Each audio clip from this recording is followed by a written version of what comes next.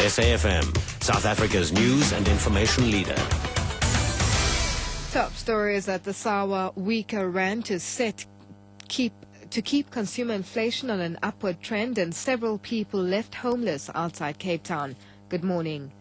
The weaker rand, imported inflation and the continued rise in administered prices is set to keep South Africa's consumer inflation on an upward trend.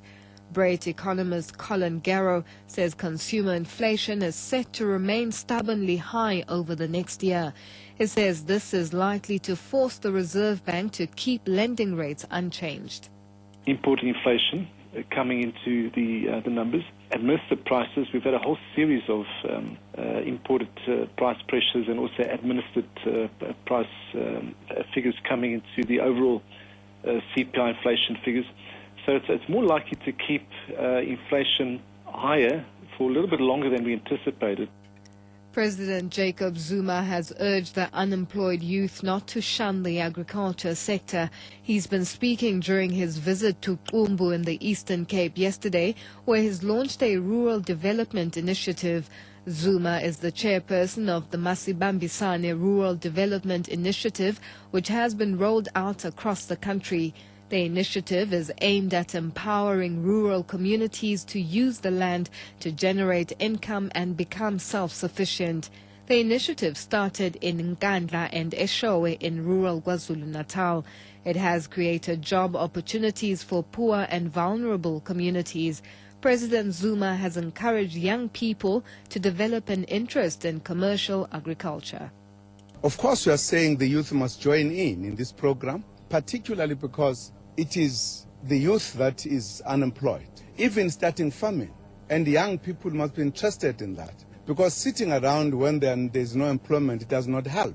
They must participate, they must answer the call that they must stand up and use the land, which is our heritage. The land is what we have. Let us utilize it for our benefit.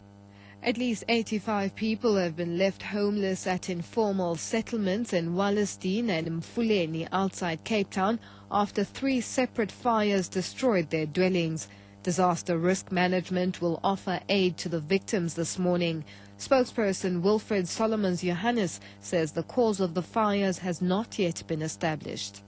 12 shacks were destroyed by fire, leaving 50 people displaced in Marula Street, Wallerstein last night, following another fire in Burundi informal settlement in Mfuleni, where 5 shacks were gutted, leaving 20 people displaced.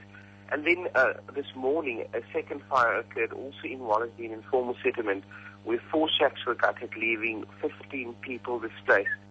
And further afield, a month after Muammar Gaddafi was captured and killed, his son Saif al-Islam has been seized without a fight by Libyan militiamen who are now holding him in their mountain stronghold until Tripoli has a government to try him.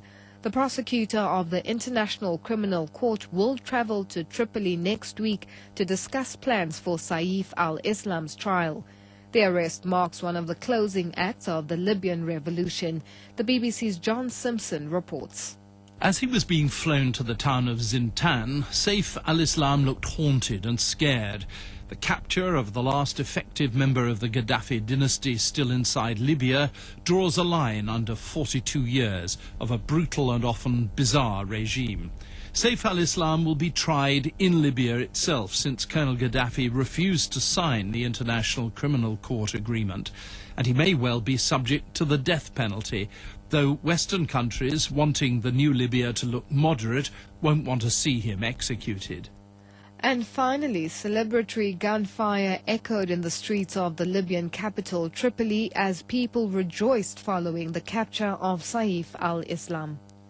It's great. We're feeling happy. So nice. It's a great feeling. Yeah. We are very pleased. We are very glad. We are happy because this is the end of our vampire. Excellent.